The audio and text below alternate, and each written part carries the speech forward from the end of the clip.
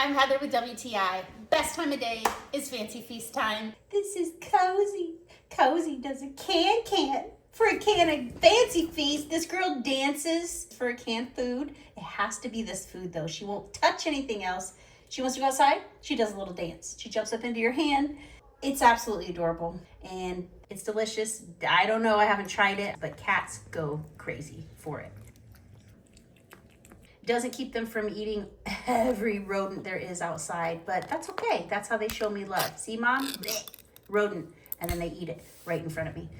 It's pretty gross. So hopefully the cans keep their bellies full.